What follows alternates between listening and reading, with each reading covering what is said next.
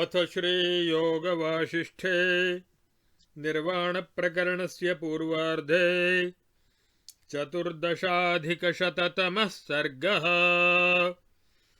श्रीवसिष्ठ उवाच परस्माद्ब्रह्मणः पूर्वं मनः प्रथममुत्थितं मननात्मकमाभोगि तत्स्थमेव स्थितिं गतम्। पुष्पकोश इवामोदो महोर्मिरिव सागरे रश्मिजालमिवादित्ये मनो ब्रह्मणि राघव। तस्यादृश्यात्मतत्त्वस्य विस्मृत्यैव गतं स्थितिं नान्यस्मादागतं राम जगद्रज्जु भुजंगवत्। आदित्यव्यतिरेकेण यो भावयति राघव रश्मिजालमिदं ह्येतत्तस्यान्यदिव भास्वतः।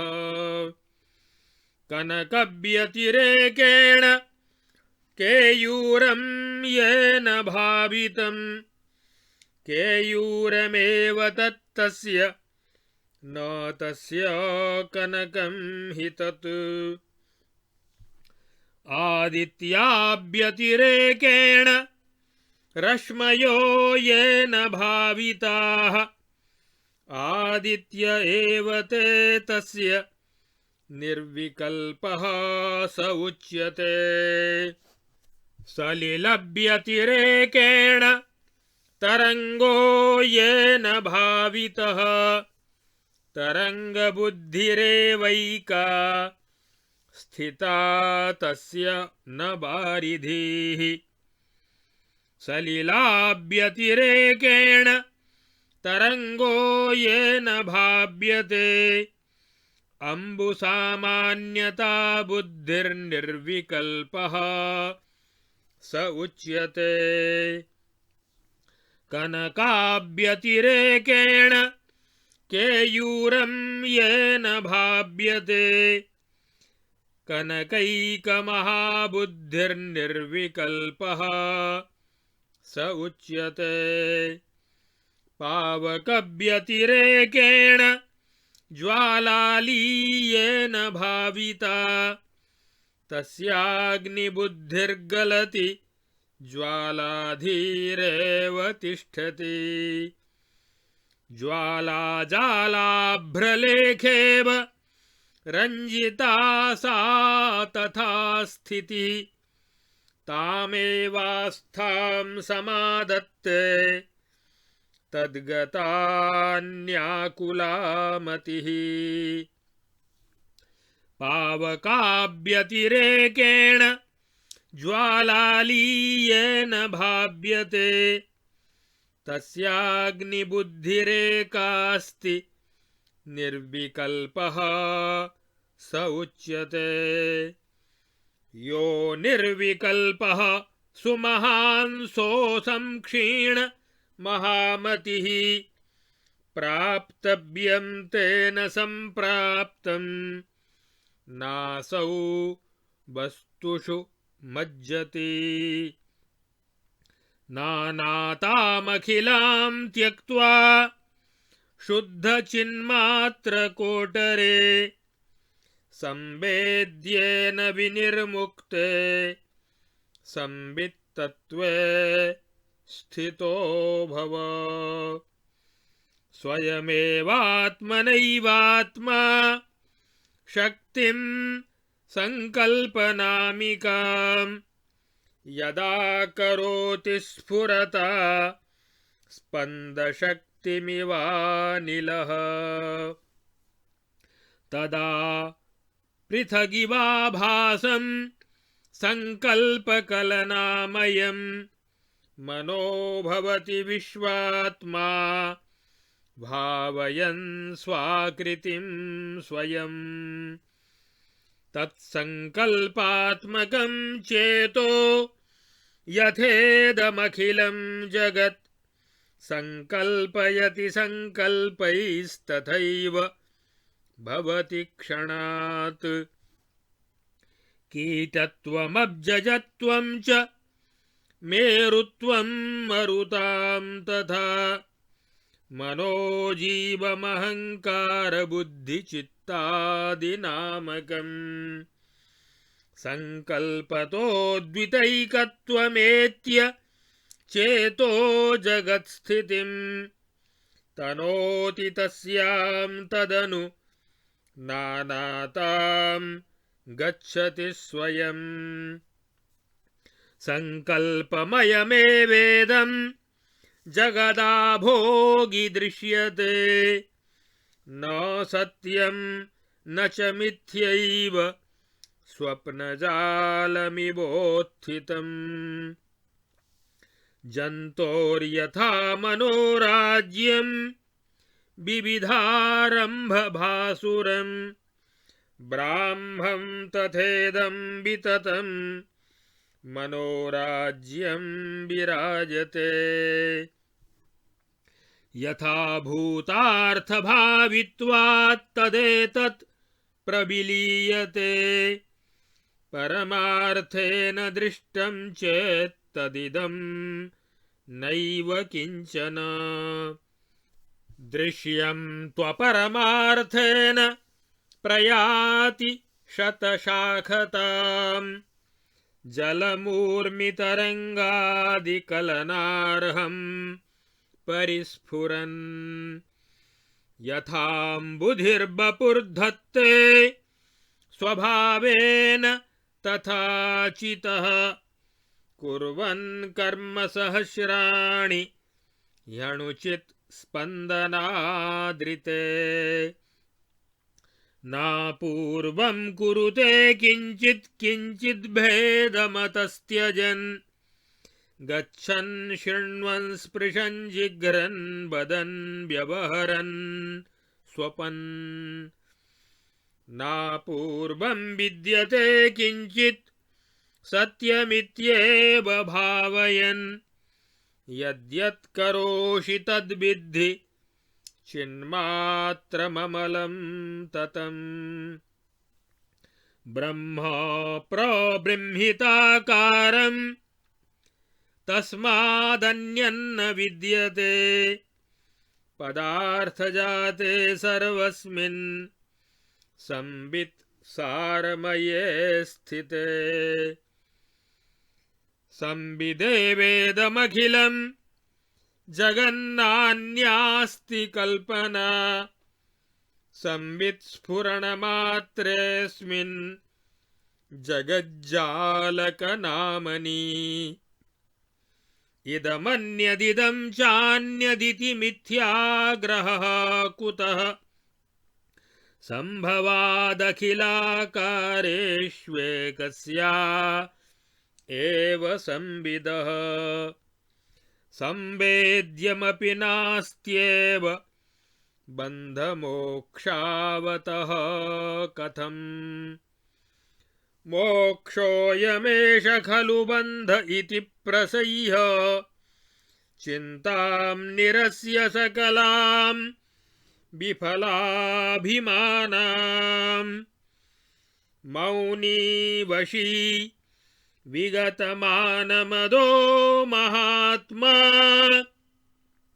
कुर्वन् स्वकार्यमनहं कृतिरेव तिष्ठ। इत्यार्षे श्री वासिष्ठ महारामायणे वाल्मीकिये देवदूतोक्त मोक्षोपायेषु निर्वाण प्रकरणे पूर्वार्धे परमार्थोपदेशो नाम 14ధికశతतमः सर्गः। अब आगे इस योग वासिष्ठ महारामायण के निर्वाण प्रकरण के पूर्वार्ध के 114वें सर्ग में सब कुछ ब्रह्म ही है, इस तथ्य का प्रतिपादन किया गया है। श्री वशिष्ठ जी कहते हैं, हे रघुनंदन, सृष्टि के आदि काल में परब्रह्म से यह संकल्प विकल्पात्मक समष्टि मन उत्पन्न हुआ।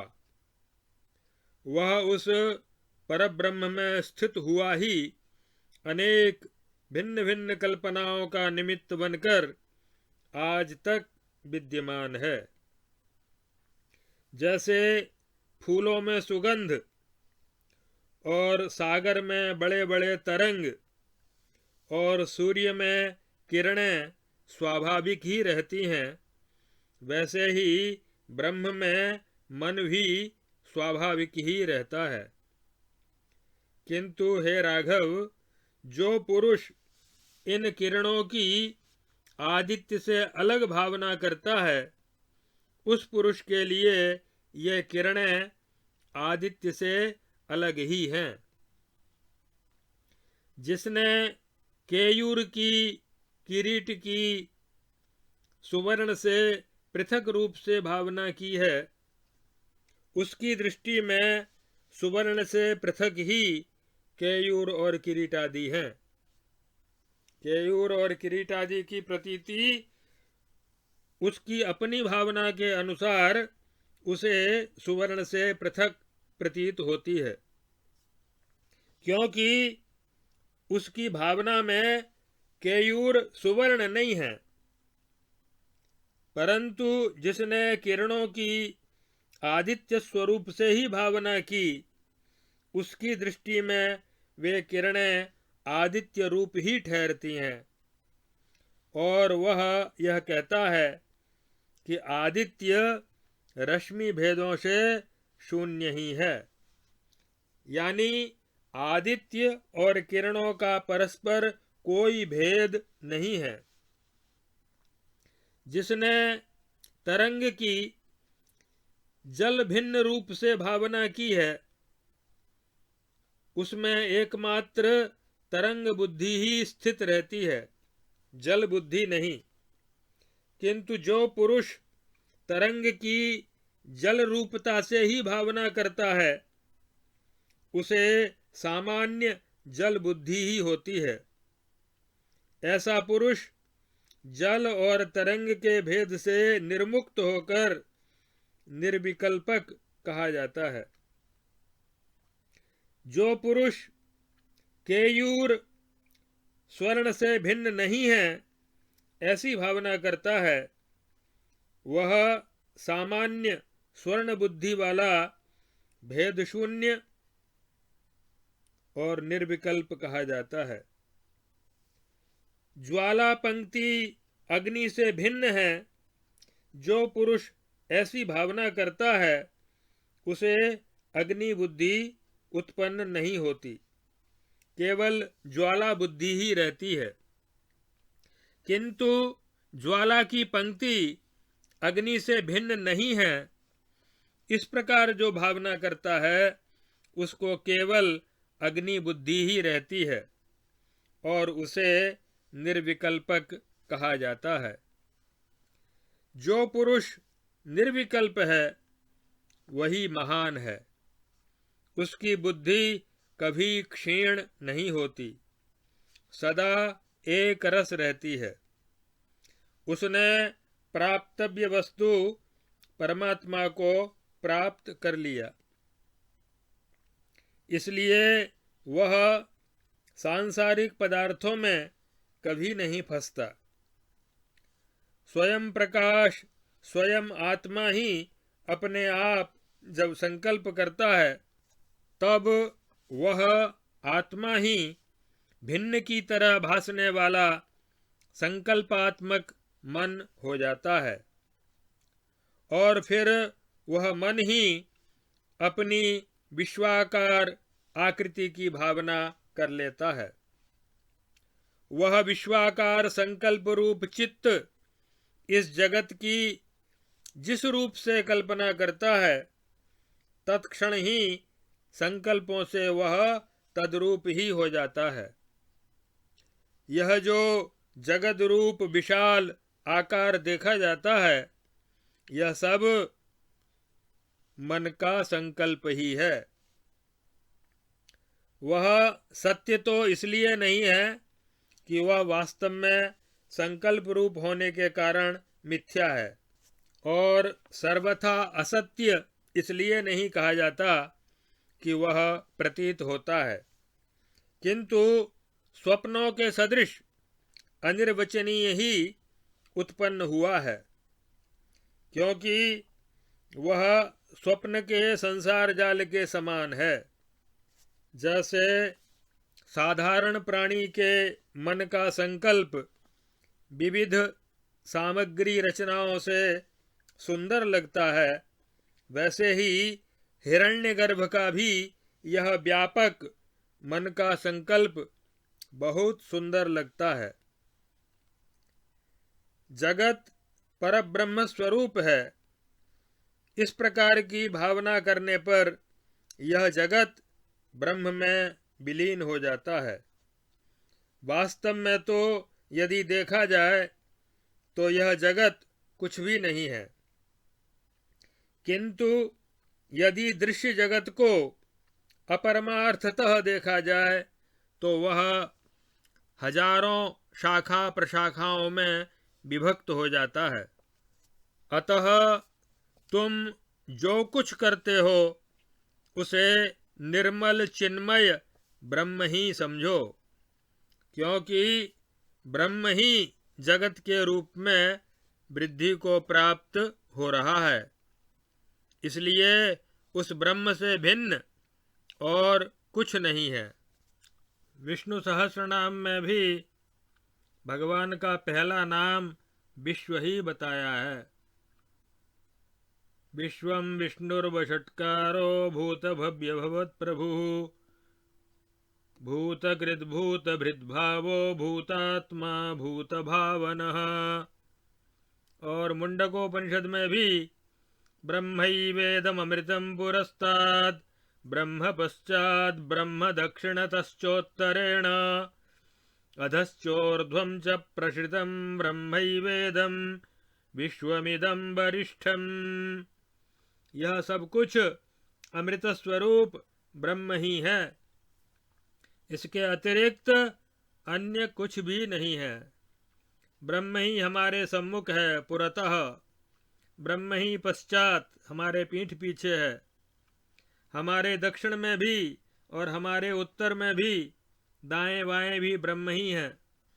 नमः पुरस्तादथ पृष्ठतस्ते नमोस्तुते सर्वत एव सर्वो अनंतवीर्यामित विक्रमस्त्वं सर्वं समाप्नोषि ततोऽसि सर्व।